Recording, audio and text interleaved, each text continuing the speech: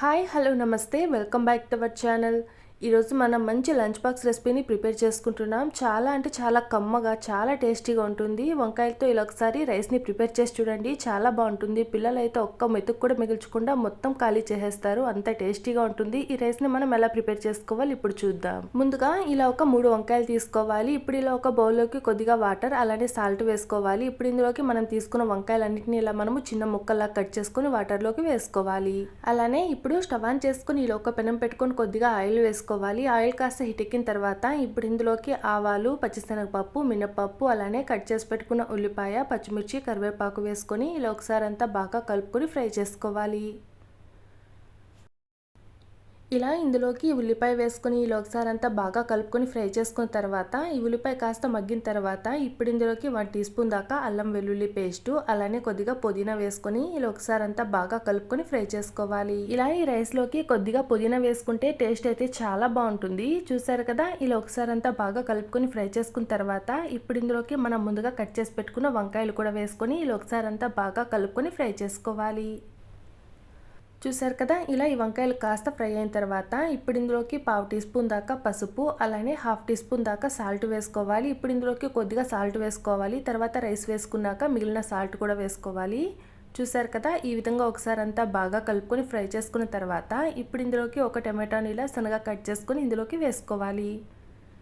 ఇలా టమాటో వేసుకొని ఇలా ఒకసారి అంతా బాగా కలుపుకోవాలి. ఇలా ఈ టమాటో అలానే వంకాయలు మగ్గే లోపల మనము మసాలాని ప్రిపేర్ చేసుకుందాం. అలానే ఇప్పుడు స్టవ్ ఆన్ చేసుకొని ఇలా ఒక పెనం పెట్టుకోవాలి. ఇప్పుడు ఇందులోకి 1 టీ స్పూన్ దాకా పచ్చిశనగపప్పు అలానే 1 టీ స్పూన్ దాకా మినపప్పు, 2 స్పూన్స్ దాకా వేరుశనగ గింజలు అలానే 1/2 టీ స్పూన్ దాకా జీలకర్ర, 1/2 టీ స్పూన్ దాకా ధనియాలు అలానే ఇప్పుడు ఇందులోకి 4 దాకా ఎండుమిర్చి కూడా వేసుకొని మంటను స్లో ఫ్లేమ్ లో పెట్టుకొని ఇలా ఒకసారి అంతా బాగా కలుపుకొని ఫ్రై చేసుకోవాలి. చూసారు కదండి, ఇప్పుడు మనం తయారు చేసుకుని ఈ పప్పుల పొడే మనం తయారు చేసుకున్న రైస్లోకి మంచి టేస్ట్ని ఇస్తుంది. చూసారు కదా, ఈ విధంగా మనము ఈ పప్పులన్నింటినీ చక్కగా ఫ్రై చేసుకున్న తర్వాత స్టవ్ ఆఫ్ చేసుకొని పప్పులన్నింటినీ మనము కాస్త చల్లారబెట్టుకోవాలి.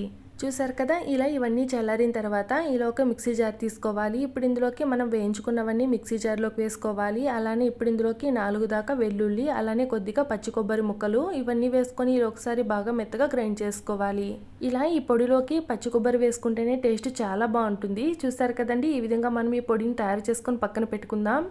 అలానే ఈ లోపల పెనంలో ఉన్న వంకాయ అలానే టమాటో కూడా చక్కగా ఫ్రై అయిపోయింది కదా. ఇలా ఒకసారి అంతా ఫ్రై చేసుకున్న తర్వాత ఇప్పుడు ఇందులోకి మనం ముందుగా తయారు చేసి పెట్టుకున్న పొడిని కూడా వేసుకొని ఇలా ఒకసారి అంతా బాగా కలుపుకొని ఫ్రై చేసుకోవాలి.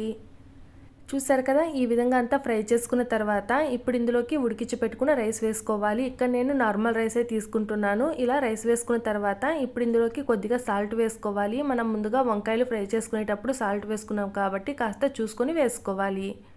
ఇలా సాల్ట్ కూడా వేసుకొని ఇలా ఒకసారి అంతా బాగా మిక్స్ చేసుకొని ఫ్రై చేసుకోవాలి. ఇలా ఇందులోకి వేసుకుని మసాలాలంతా రైస్కి అంతా బాగా పట్టేలాగా ఇలా ఒకసారి అంతా బాగా మిక్స్ చేసుకుంటూ ఫ్రై చేసుకోవాలి. చూసారు కదా, ఈ విధంగా అంతా చక్కగా ఫ్రై చేసుకున్న తర్వాత ఇప్పుడు ఇందులోకి సన్నగా కట్ చేసి పెట్టుకున్న కొత్తిమీర అలానే 2 స్పూన్స్ దాకా నెయ్యి వేసుకోవాలి. ఇలా ఈ రైస్లోకి నెయ్యి వేసుకుంటే చాలా టేస్టీగా ఉంటుంది. ఇలా మనము నెయ్యి వేసుకొని ఇలా ఒకసారి అంతా బాగా మిక్స్ చేసుకున్న తర్వాత స్టవ్ ఆఫ్ చేసుకోవాలి. చూసారు కదండి, చాలా కమ్మగా ఎంతో టేస్టీగా ఉండే రైస్ మనకు తయారైపోయింది. మీరు ఒకసారి ట్రై చేయండి, ఎలా వచ్చిందో కామెంట్ చేయండి. ఈ విధంగా పిల్లలు కనుక చేసి పెడితే చాలా ఇష్టంగా తింటారు. చూసారు కదండి, ఇలాంటి మరిన్ని రెసిపీస్ కోసం ప్లీజ్ నా ఛానల్ని సబ్స్క్రైబ్ చేసుకోండి అలానే లైక్ చేయండి.